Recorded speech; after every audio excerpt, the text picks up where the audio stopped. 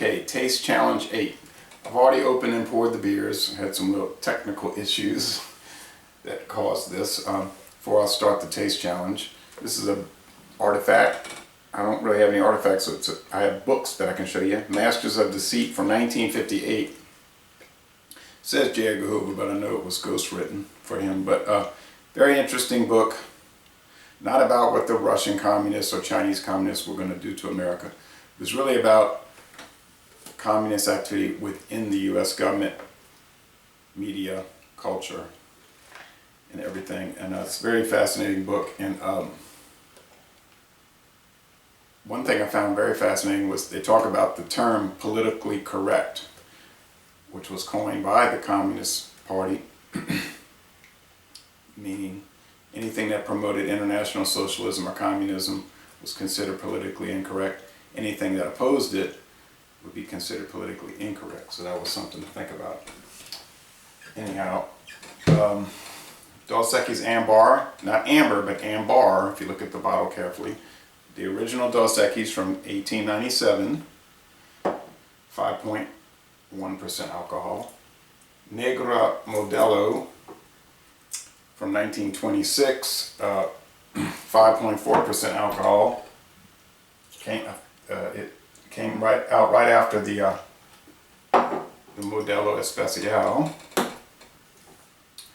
and the Michelob AmberBock from only 1995,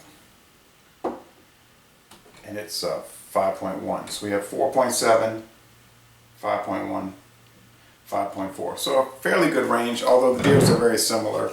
Dark lagers, all made with corn adjunct.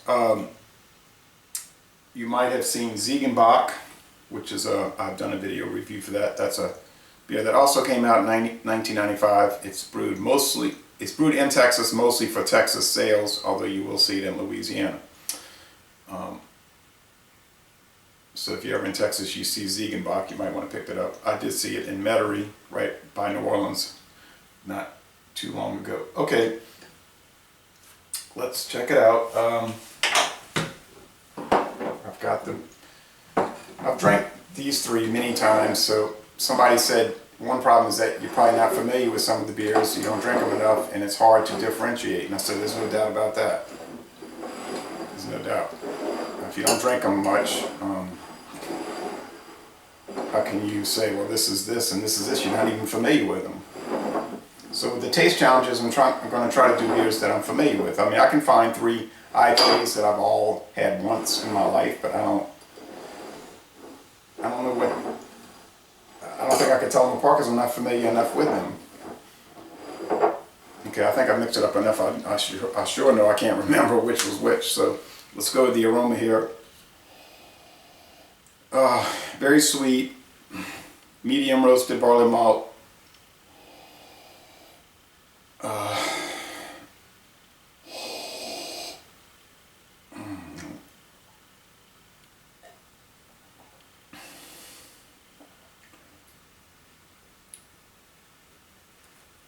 The bread crust, the sweetness, the mild hops, and the corn. I think I know what that is, but I don't really know.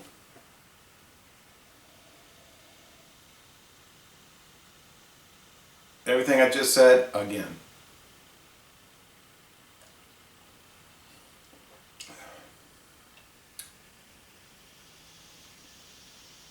All of what I described in that one, and again, but maybe a milder presentation of it, a little blander, to use maybe a more explicit term.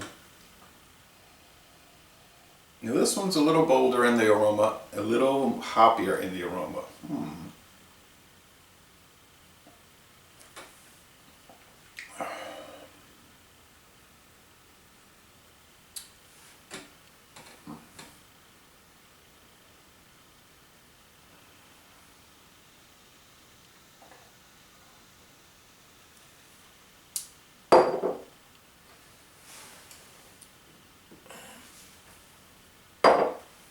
I was feeling some more weight on that third one, and I think I had more beer for the Michelob AmberBock. That's how paranoid I am about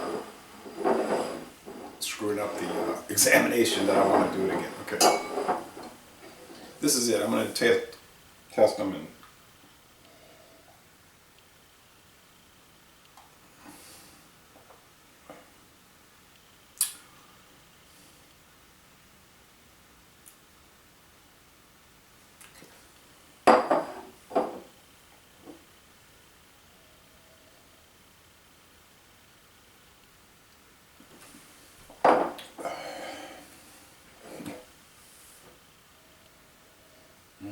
I think this one has the best aroma. Although they're all nice, but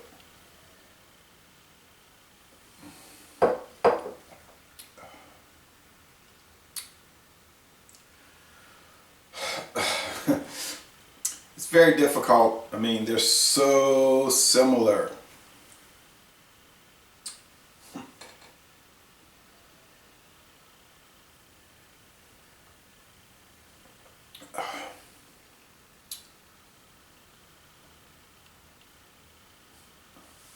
I'm gonna say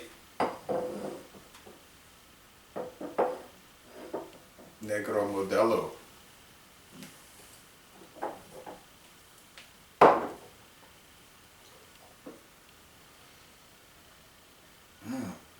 They're all coming out a little. They're all coming alive a little more as they're warming.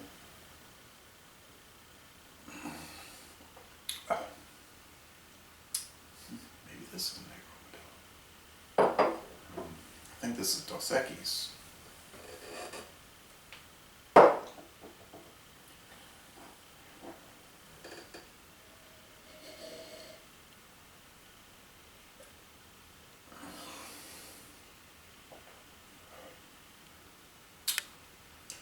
This seems to have that Anheuser-Busch yeast strain,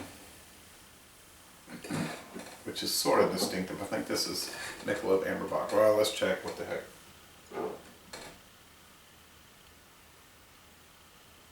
Michelob AmberBock. Negra Modelo. Dos Equis. Dos Equis. Negra Modelo, Michelob AmberBock. Well, once again, you know, hey, they're so similar. So what I can't even remember now. I'd have to go back and calculate. We're at a bad average though. I got 1 out of 3 here. Main point, if you're buying a dark lager, mass-produced dark lager, just look for the price point. Whatever's cheapest, buy it, because the taste differential is not going to be that much. And if you say, well, I want the most alcohol. Okay, well, then get this one. It's 5.4. If you say I want the most flavor, I don't know what to tell you there, because they all got a low profile flavor. They're not totally flavorless though. They do have some flavor in it. It comes out more as they warm, and it's all good. So I don't think you're going to go wrong in any of these cases. So it was interesting. I don't know what else to say about it, except that there's a lot of mass-produced beers, and it could be the case with craft beers too, because I haven't done the challenge in that area. But as far as mass-produced beers, there's a lot of them, and they taste very alike. So give me your feedback, and if you do a taste challenge, let me know what you find. I don't know what else to say about it, but thank you for watching. Excuse me. Thank you for watching this video production.